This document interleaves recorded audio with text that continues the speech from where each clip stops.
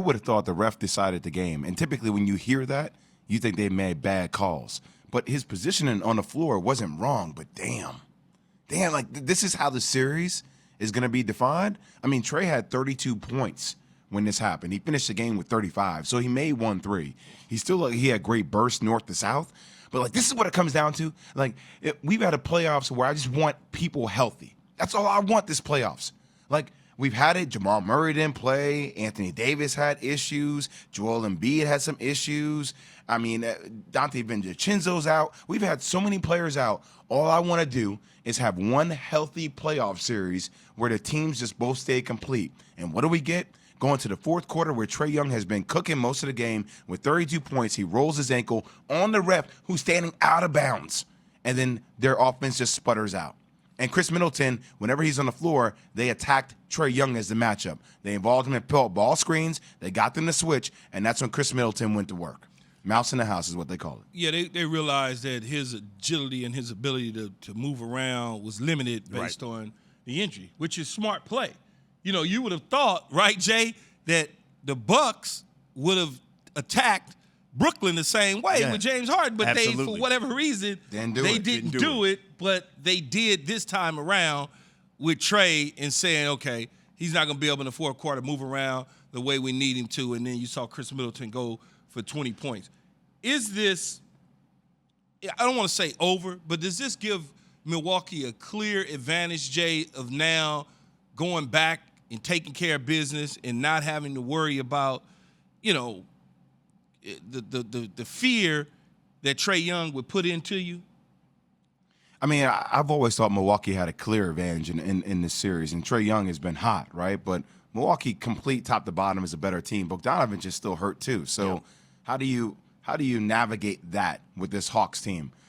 But my thing is, like, when the Bucks play their best basketball, like when they don't take possessions off or do sometimes dumb things on the floor, they're really, really good. This finals should be Bucks and Phoenix should be in the finals. Like, that should be our NBA finals. And look, the Hawks can make a turnaround. I'm not saying, but as far as the two teams that I think are the best two teams left, that would be the Bucks and the Phoenix Suns in the NBA finals. Why are the two? Here's why I think the two teams that are left, or better yet, will be the two teams that will be potentially left are Phoenix and Milwaukee, is because both of the bigs are playing phenomenal basketball. Giannis is doing what Giannis has always done, except he realized that he needs to play bully ball, much like JWill Embiid did when he was healthy, when they took on the Hawks. And now when you look at DeAndre Ayton, all of a sudden being a key factor in what has helped the Suns take a 3-1 lead, not just Chris Paul and Booker, but he's arrived to the party. Is this the reason, Jay, both of these teams will be in the finals? If the Clippers had Kawhi, it might be a different story, man. And it leads me to one of these conversations, though, Key. And I think you have to beat who's in front of you to be a champion regardless of whether there's injuries or not.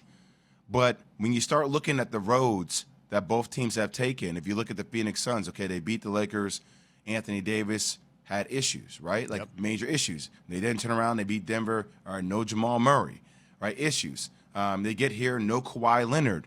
Even though Paul George is playing out of his mind, there are issues, right?